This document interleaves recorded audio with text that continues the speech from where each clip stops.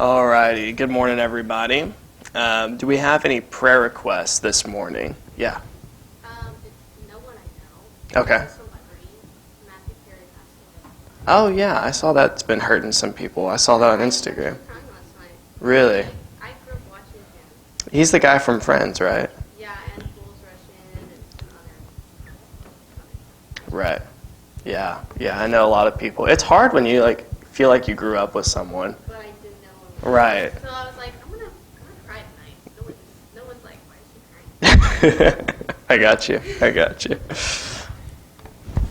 Any other prayer requests? I know that Barbara Boston has been in the hospital, but she went home yesterday.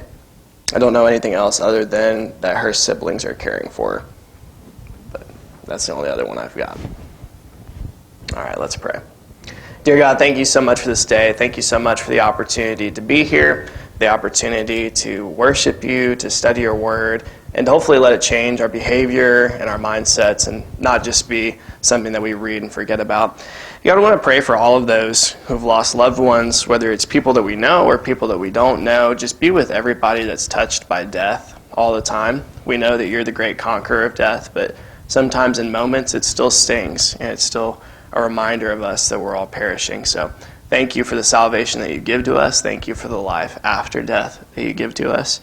And God, I want to pray for Barbara Boston as she's been dealing with her health in that situation. Just give her comfort and peace and be with her family as they support her during this time.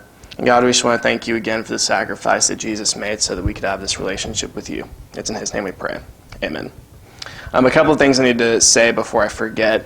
There's no Sunday night service tonight, so don't come up here. There will be no one up here. So, if you want to just hang out up here in the parking lot, you can, but there will be no Sunday night service tonight. And daylight savings, everybody needs to turn their clocks back 1 hour, I guess, soon. So, I think it's what is the date of that? Is that the 5th? Okay, so it is, it says the 5th. So next Sunday, just make sure you switch it. Make sure. Okay. Awesome. And that's going back 1 hour, not forward. So the last time. The last time, too, yeah. Alrighty. We are in our study of the Gospel of Mark.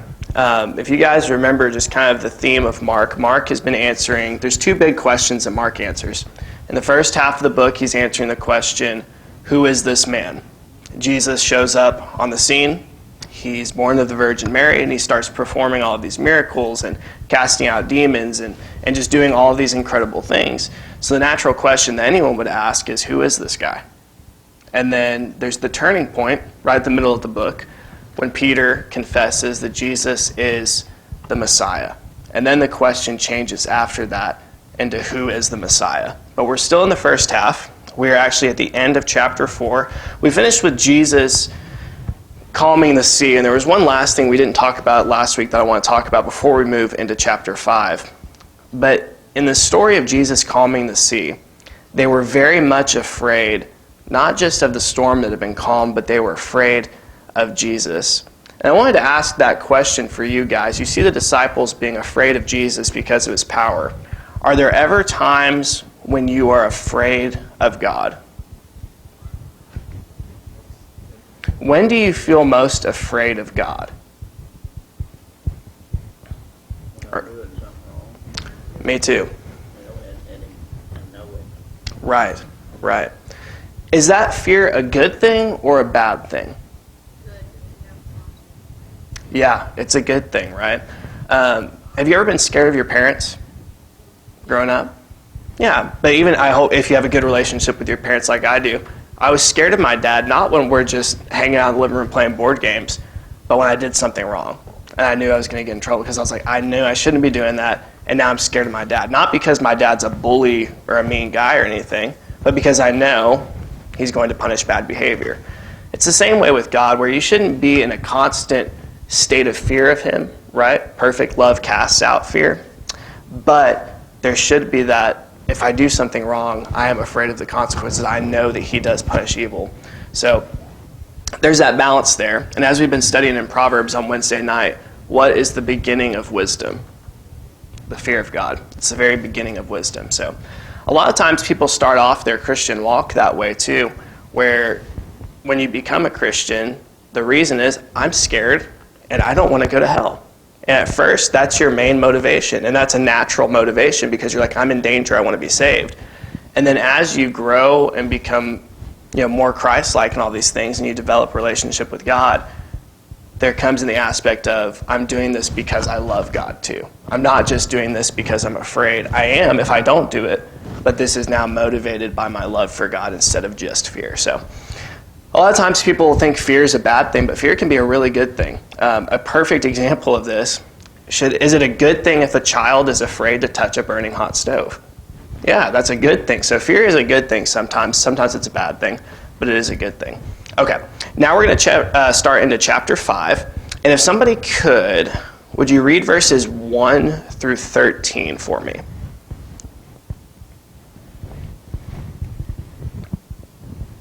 Mark chapter 5, verses 1 through 13. And they came over to the other side of the sea, into the country of Ptolemais. And when he was come out of the ship, immediately there met him out of the tombs a man with an unclean spirit.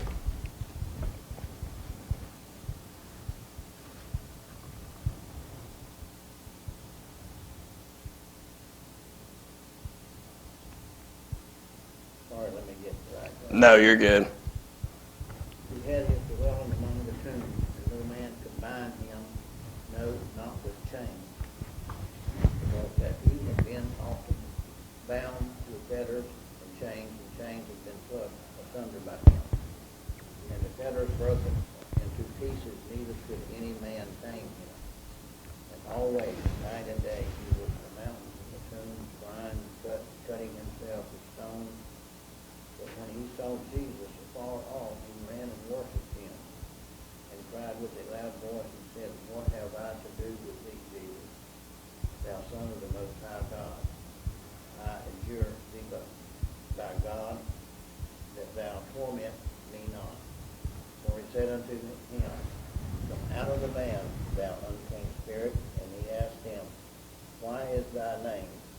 What is thy name? And he answered, saying, My name is Legion, for we are many. And he besought him much that he would not send them away out of the country. Now there was nigh unto the mountains a great herd of swine feeding. And all the devils besought him, saying, Send us into the swine, and we may enter into them. And forthwith Jesus gave them leave, and the unclean spirits went out and entered into the swine, and the herd ran violently down a steep place into the sea. They were about 2,000, and were choked in the sea. Awesome. All right. Thank you for reading that. So you have this guy who no one's able to bind because he keeps breaking the chains and the shackles and all of these things. He's possessed by an unclean spirit. I'll ask the first question. Did the demon grant him this power? Or was he just jacked? Was he able to break the chains naturally, or was the demon giving him the strength to do it?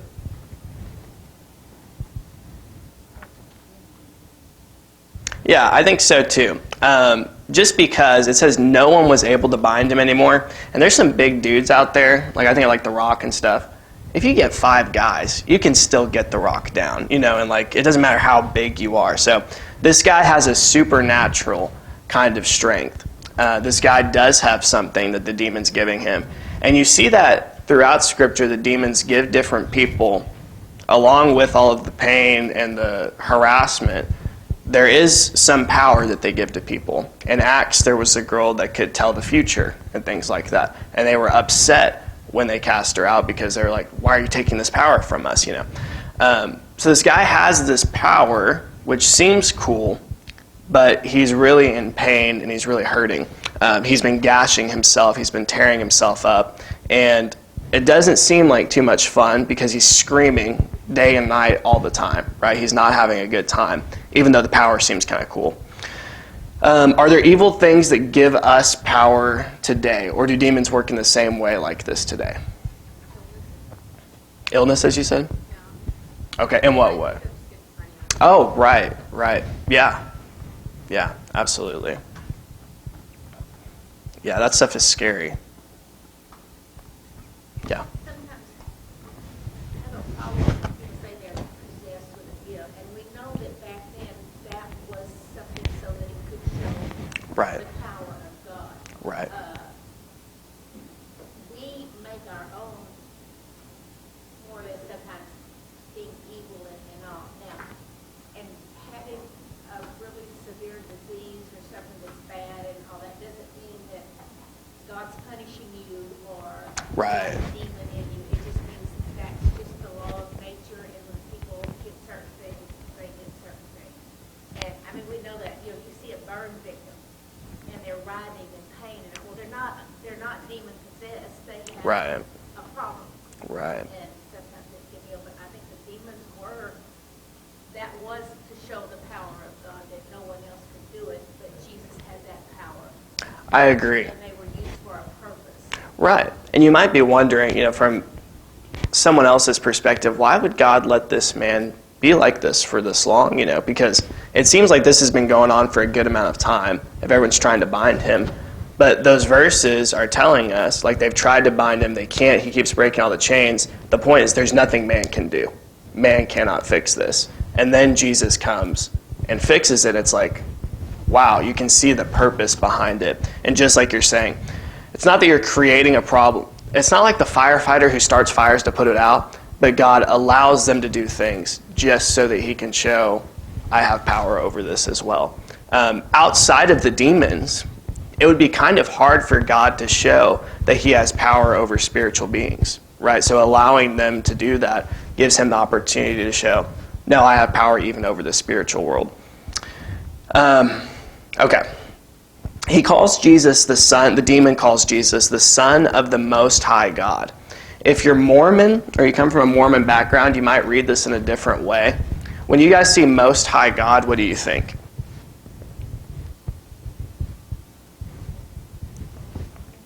What was that? Yeah, and you're just thinking, I'll put it this way. I just think God's very high. Like, God is awesome. Like, he's the Most High, he's great. If you're a Mormon and you read this, and even some different sects of Christianity and all of that, you'll read this as he's higher than the other gods, right? There's all these different gods. There's a plethora of gods. But God is the Most High God. Like, he's the Most High God. Jesus might be God, little g, or a smaller version of God. But this is the Most High God. Or in the Old Testament, the Almighty God. Not just mighty God, the Almighty God. It's kind of the specific title that they think is given to God the Father. But yeah, so you could read it that way if you come from that background. I don't think that's what he's saying. I think he's just saying the Most High God, as we would say the Most Holy God or the Most Loving God. It's just giving that kind of spot to him. Verse 8. So the guy is coming up, and Jesus had been saying to him, come out of the man, you unclean spirit.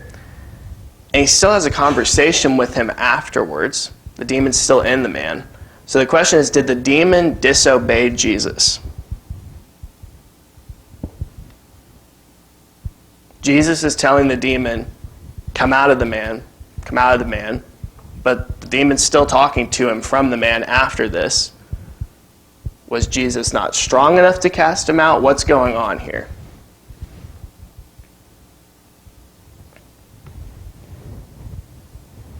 It's kind of weird, right? Because you expect when Jesus says, come out of the man, that there's an immediate, he comes out of the man, right? The way I see this, some people point this as a Bible contradiction. And they say, well, this is just Jesus' lack of power here. He doesn't have the power. He has to wait for the demon to come out. I don't think so. What's the demon's name? Legion. Why? For we are many. It's not just one demon. There's a lot of demons in him. It's very possible that every time Jesus said, come out of the man, demons were coming out of the man. But there are so many in this guy that you don't see that, right? So it could be that they were coming out of him the whole time, because there's a lot in this guy. So even when 1 or 2 or 3 or 4, 100 leave, maybe, we don't know how many there are. There's so many in him that it could be they were leaving every time. And then they collectively beg him to let them, not to send them out of the country. They beg him to send them into the swine so that they can enter them. Luke tells us in his account, talking about the same story, that they didn't want to go into the abyss, right? They didn't want to go into the abyss. That's a whole different discussion, but they didn't want to go into the abyss. They want to go into the swine. And Jesus gives them permission. So they come out, they go into the swine, and then what do the swine do? Run down the hill. Isn't that kind of weird? They didn't want to just be sent out into the abyss. They wanted to possess something. They knew that Jesus wasn't going to let them go into other people right there, right? So they're like, please just send us into the pigs, right? So they send him into the pigs, and then the pigs go and kill themselves. It makes you wonder, did they do this, or did Jesus make the pigs kill themselves? I think Jesus made the pigs kill themselves. I don't think that's what they had in mind. He's like, all right, you can go into the pigs, and then the pigs just automatically, run down into the sea. And one of the things that makes me think that they did that, or that Jesus is the one that did that, is because Matthew 12:43 tells us that demons go around avoiding the water, they hide in the waterless places. They avoid water.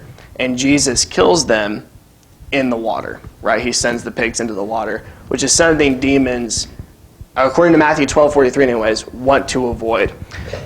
The demons avoiding water thing's kind of a weird thing too. Have you guys heard of seed war theology?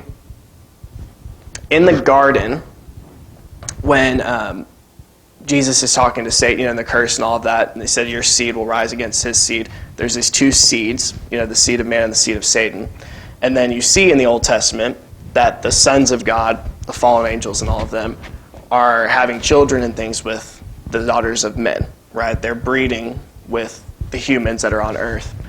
There's a lot of people that believe that the flood, they call it seed war. They think that God is in this kind of battle, I don't know how to say this, in a physical way over what's the word? I'm trying to think of the word, DNA, when you're trying to, genetics. He's in a genetics war kind of with Satan. And that's why he sends the flood, is because the water, killed all of them if they were even, killed that aspect of it. That's a whole thing. I don't necessarily agree with all of it. My thing is, if the flood was to kill all the demons, why are they still here during Jesus' time? So to me, it just paints some inconsistencies. But the main point, demons hate water. And a lot of people have built some big, kind of ideas off of that idea. But for whatever reason, demons hate the water, and Jesus sends them into the water. So they thought they were getting away, getting in the pigs, this is great, and then go immediately to the place that they really didn't want to go. Almost worse than going into the abyss for them. And it's kind of interesting.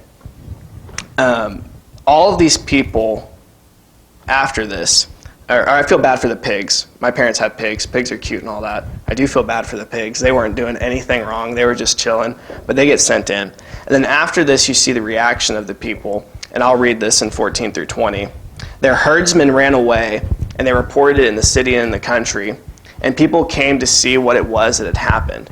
And they came to Jesus, and they observed the man who had been demon-possessed sitting down, clothed in his right mind, the very man who had the legion, and they became frightened. Those who had seen it described it to them how it had happened to the demon-possessed man, and all about the swine. And they began to implore him to leave their region. And as he was getting in the boat, the man who had been demon-possessed was imploring him that he might accompany him. And he did not let him, but he said to him, "Go home to your people and report to them what great things the Lord has done for you, and how he had mercy on you." And he went away and began to proclaim in Decapolis what great things Jesus had done for him. And everyone was amazed. Who were they afraid of here? Or who does it say they're afraid of?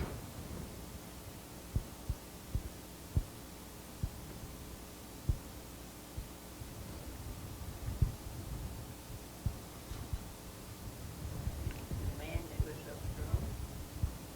Not him. I was close, though. No. So, I mean, they may be afraid of him, too. Jesus. Yeah, they're scared of Jesus. Why might they be scared of Jesus? What would cause you to be afraid of Jesus in this moment? They have all tried, these are the people who live around him, they've all tried to bind this guy. They have all tried to control this guy. And you show up and they say, he just told them to come out and they left. That's scary. You know, and especially these people are Gentiles. They're not coming from, you know, Jesus' area. They don't know Jesus. They don't have a relationship with Jesus. That is terrifying. So they want him to leave. Why would they want him to leave other than fear? What other reason might they want him to leave?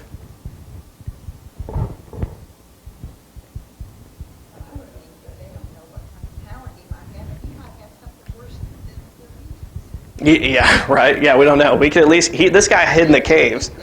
Yeah, right. Yeah, absolutely. There's the fear. Also, he's kind of bad for business. I don't know whose pigs those were, but he just killed somebody's like entire livelihood, like got rid of all their pigs. And it gives you a clue. You know, it's kind of funny. He goes into Gentile country, and immediately you have all these pigs. It's because they don't have the objection to eating the pig, right? They have all these pigs, and it would be kind of a funny thing. It's like this Jewish guy came over for like one day and killed all of our pigs just like right away. So I'm sure that was a funny story. But what's interesting about this area of Decapolis, it later had a great number of Gentile Christian converts. And it makes you wonder how much of it was because of this man. It's not often that Jesus tells people not to follow him. This guy that's had the demon cast out of him, or all the demons cast out of him, wants to follow Jesus. He wants to like go with them. And typically Jesus is like, yeah, everybody follow me. But he tells this guy to stay. And I think it's because he knew that this guy was going to be able to accomplish a lot there from his testimony. And it's really cool seeing that later there was such a large number of Christian converts in that area. And we don't have this in the Bible, but I'd like to think it was because of him, at least in part. Yeah.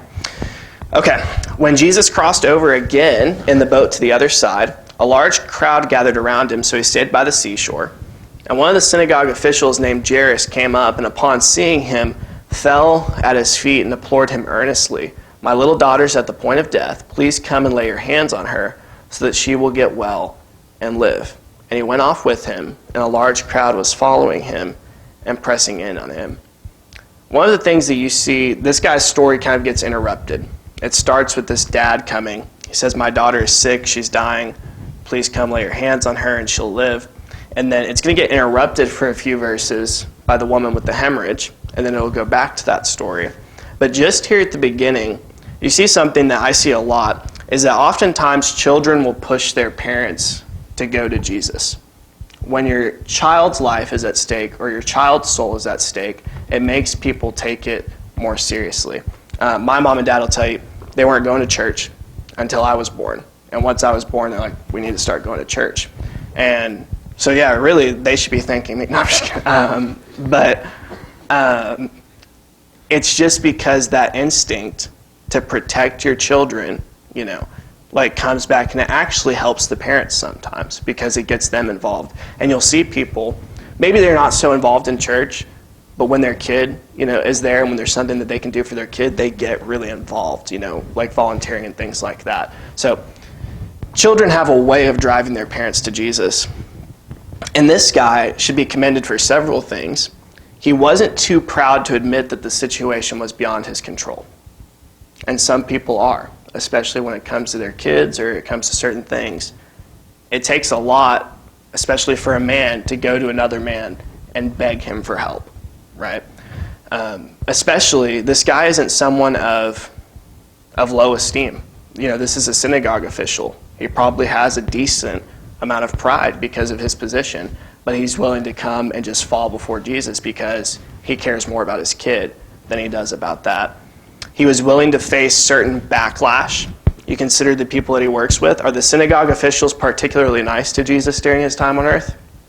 No, they're some of the worst, right? So he's surrounded by people who hate Jesus, reject Jesus. These are the people that he's associated with. And he's willing to face all of that because of his kid, right? He's willing to go to Jesus because of his kid. And he demonstrates great faith in Jesus as well as respect, coming before him in the way that he did and showing that much faith in him, falling at his feet, shows a lot about where his heart was at.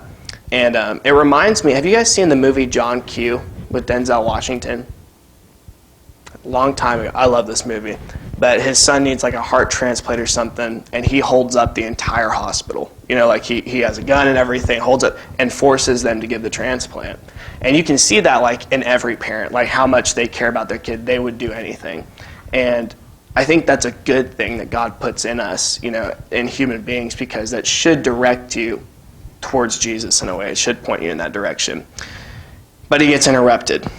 In verse 25, starting there, a woman who had a hemorrhage for 12 years, that's the verse number. A woman who had a hemorrhage for 12 years and had endured much at the hands of many physicians and had spent all she had and was not helped at all, but rather had grown worse. After hearing about Jesus, she came up in the crowd behind him and touched his cloak.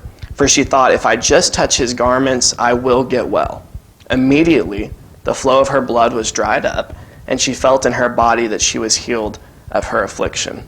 Immediately Jesus, perceiving in himself that the power proceeding from him had gone forth, turned around in the crowd and said, "Who touched my garments?"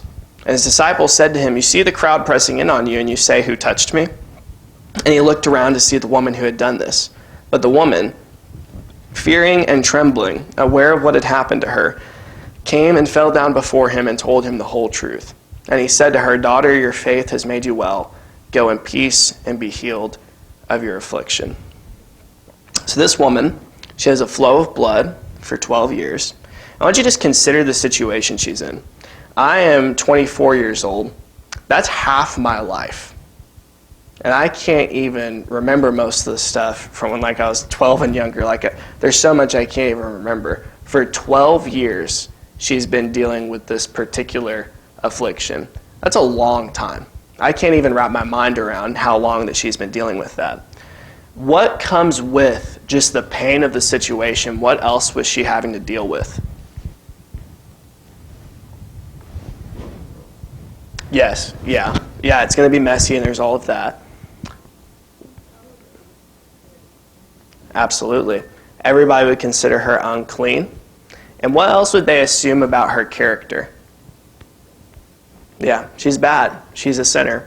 The Jews had the idea that if anything bad happened to you, God was punishing you. It's like when the man was born blind, they said, who sinned? Was it him or was it his parents? Because somebody sinned if you're in a bad situation.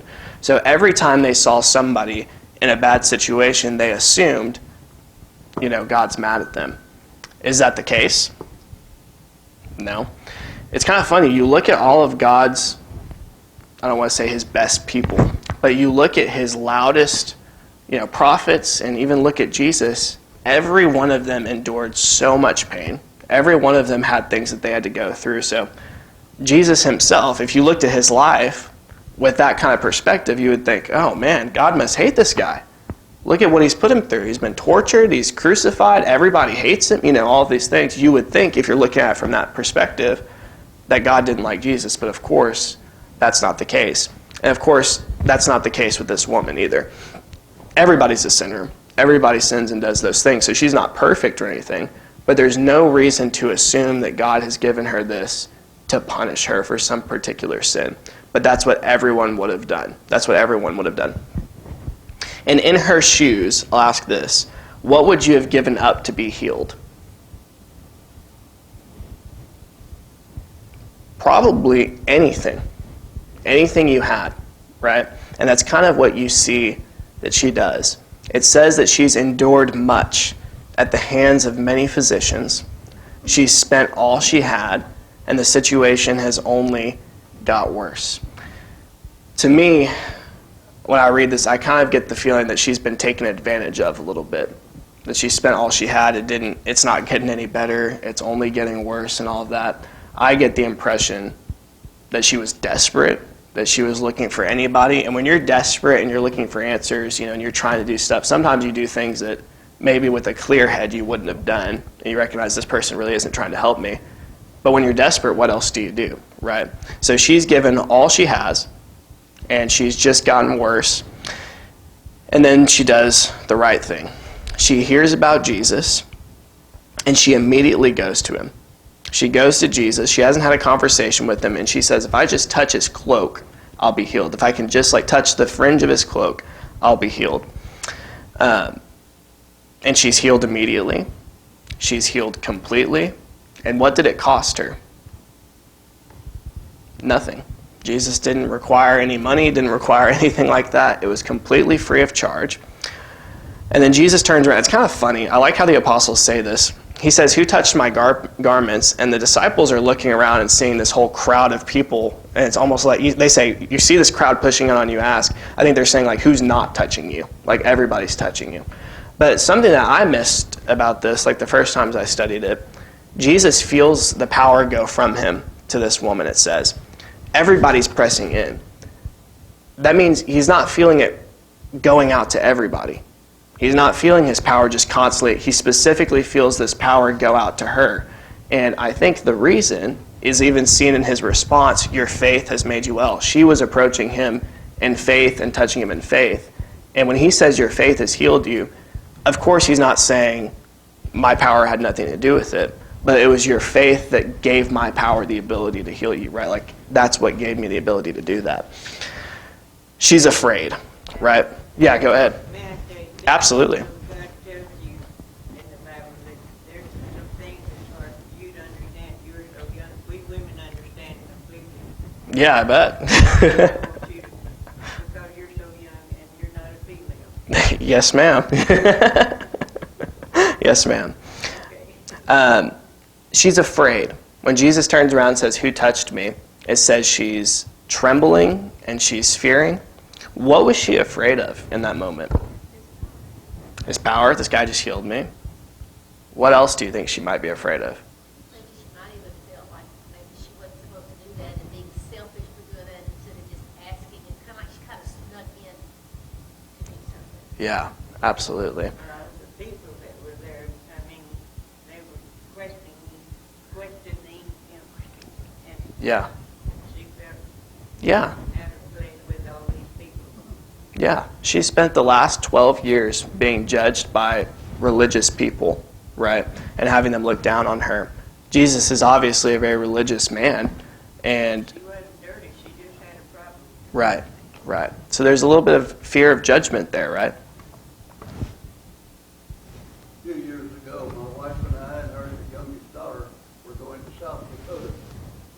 And we stopped somewhere to eat a hamburger. We got on to where we were going, and she was sick. Charlotte was sick. And we got into the campground, and fortunately we camped next door to a man and his wife that was both registered nurses. But we stopped there, we got into, and she said, I need to go to this drugstore to get me some medicine. And, we talked, this man come over and he said, is your daughter about that? No. He said, I think she is. Said, my wife is going to go to the drugstore and get some little test strips, and they can check her. Bad diabetes. Wow. We didn't know it when we left Texas. It didn't show up when we got into South Dakota. Something wasn't water or something other. Made it. And she said, if I could see Jesus and touch him, he said, be careful who you touch. They might not be Jesus. We went on from 9 years old to 31, and God took her home. But in the process of all of this, we were in Albuquerque, New Mexico, one evening, and across the street was Church of Christ. We went over there, and the man was holding a meeting there. He was from Austin. I'd known him for several years, and we talked about this. And he said, be careful who you really get close to. You're talking about this, and somebody will come in and say, I can help you.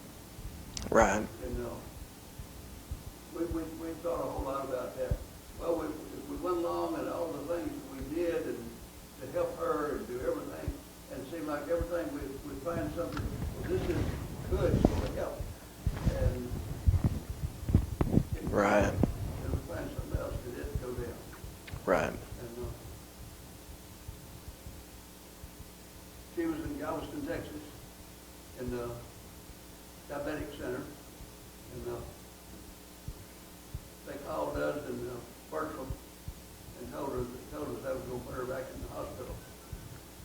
And we hooked on to the travel trailer that afternoon, and 2 o'clock that morning we were in Galveston. We pulled into a place we knew we could go in and just hook up and not bother anybody. And we went and talked to her, went and talked to Charlotte, and I said, what do you want us to do? And she said, well, just be with me. I've been talking to God and Jesus, and they're going to come get me tomorrow night at 9 o'clock and take me home. I said, okay. And she said, you taught me this, so don't try to back out. I'm not backing out on you. I'll be right here with you. So the next day we were going to go back, but my wife got ill. We went to AC moved that didn't agree with her. So I went back to the hospital, and Dr. Chris Gugluzza was her doctor, and she said, y'all go home, and we'll call you tomorrow whenever she gets she's feeling better, and she can talk to you. And Charlotte said, no, today's Tuesday. Says God and Jesus is going to come get me tonight at 2 o'clock, at 9 o'clock. But we went back to I went back to RV Park, and sat around, and 2 or 3 people around there that knew us, they came over, and the lady that ran the park came over, and she said, if y'all need to go, we'll just pick up and go. And I handed her 7 keys to the trailer. I said, if we have to go, we'll give you the sign, and you lock up. Thank you. And while we were standing there, the phone rang, and she answered the phone, and she said, go to the hospital. And I looked at her, and she said, quick. I handed her a set of keys. We jumped in the van, and we went. She said, go out, turn to the right, and the first left you come to, turn back on it, it'll get you on the freeway going around. You only have about 8 or 10 traffic lights. Well, we were rolling along there about 25 miles an hour, watching this light, hoping it would turn green. And I told my wife what we talked about. About that time, somebody else, we had a CB radio. I've radioed since I was 17 years old, and I'm 93, so I've been in the radio business a long time too. The guy come on, Breaker. So I come on back to him. He said, what's the policeman? He's trying to wave me through. He said, thank you. All the lights, as far as we can see, turned green. Now, 2 or 3 ways you can think of that, I guess. The police department turned them green, God turned them green. Right. There you go. Well, you want to feel that. So There you go. we took off, and they come to the next one, and it was green, and this guy got up there, and he was rolling his hand around, and he yelled, get your foot in it. Got to the next one, he said, rut the sails out on that thing. Get something out of it. I looked down, and I told my wife, we're already running 87 miles an hour to 30 miles an hour. You know, get your foot on it. We got into the hospital. The man came and picked up the keys to the van. He saw park it. We went inside. We talked to the lady there. We went up, got into the hallway going to where the doctor was, and it was as far as you could see around that deal with people standing shoulder to shoulder. I don't know how many. We walked between all these people. Nobody said anything. They were showing one by something up, see if we got a picture. We got down to the last 3 people. One of them was a lady doctor, and I met her a few days earlier, and she said, I'm sorry. I said, I really need to go. I've got somebody on the table. I said, go to your patient. And she said, fine, I'll see you tomorrow. So I'll come see you and talk to your daughter tomorrow.